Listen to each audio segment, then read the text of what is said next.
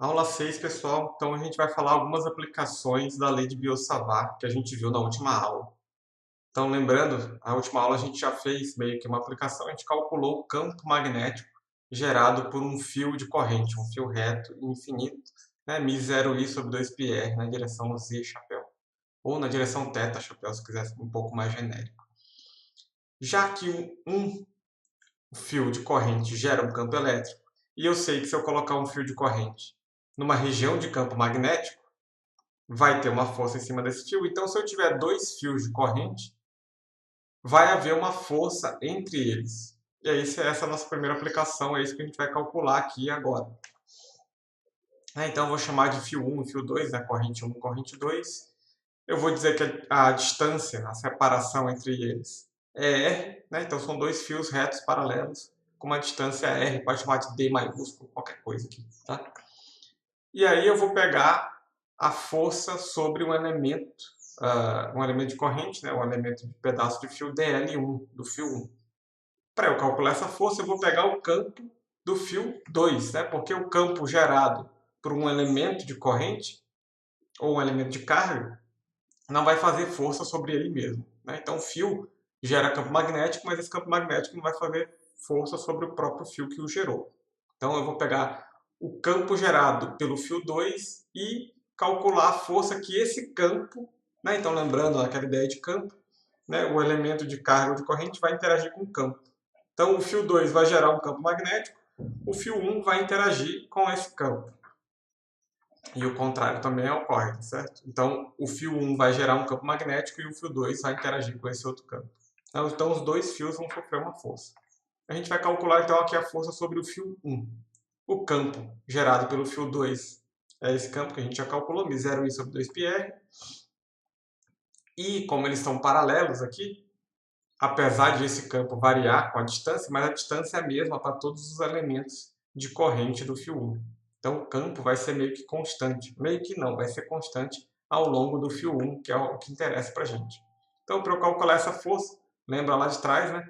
A força sobre o fio de corrente 1 vai ser I1dL1, o elemento de corrente do fio 1, produto vetorial com um campo magnético local. Então vai ser o campo B2 que a gente calculou na posição do fio 1.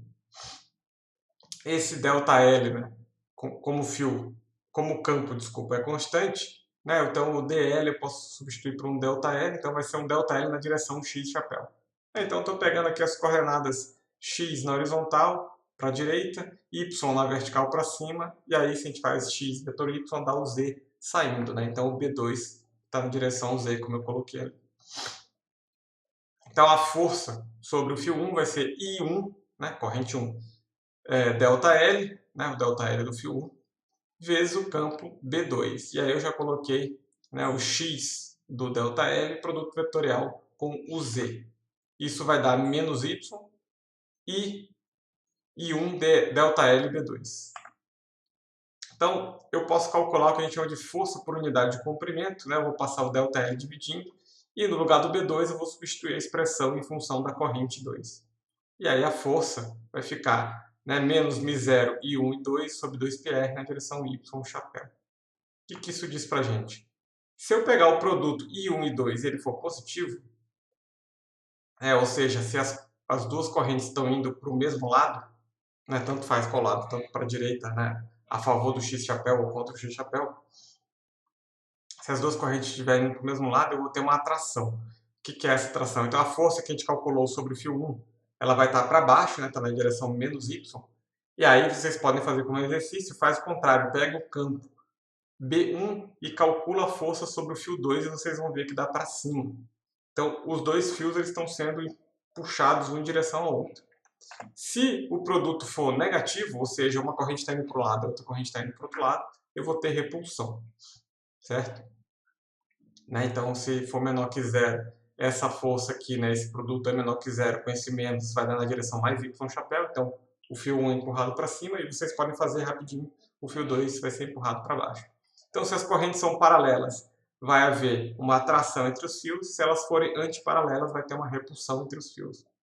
Né? Tem alguns experimentos disso, mas essa força né, o campo magnético não é tão grande assim, essa força não é tão alta, então você precisa ter fios bem levinhos para você perceber essa força. Ou correntes muito altas, que não é muito legal. Próxima aplicação, vamos calcular o campo no centro de uma espira de corrente. Veja, não é o campo de uma espira de corrente, é o campo no centro da espira. Então, eu vou pegar um anel de corrente, né, de raio R aqui, vou passar corrente I, vou passar um eixo bem no meio desse anel e vou pegar um ponto Z qualquer ali, a uma distância Z do centro, certo? Eu quero calcular o campo magnético nesse ponto Z. Então eu preciso saber também a distância R do elemento de corrente IDL até esse ponto. E aí isso vai gerar um campo B1, né, nesse sentido. Né? Se a gente pegar o elemento de corrente como sendo um pedacinho reto de fio, né, se eu fizer a corrente ir na direção do dedão, o campo magnético vai estar circulando ao redor dela. Para ficar mais fácil de entender a geometria, vamos olhar aqui um corte, né, um plano aqui.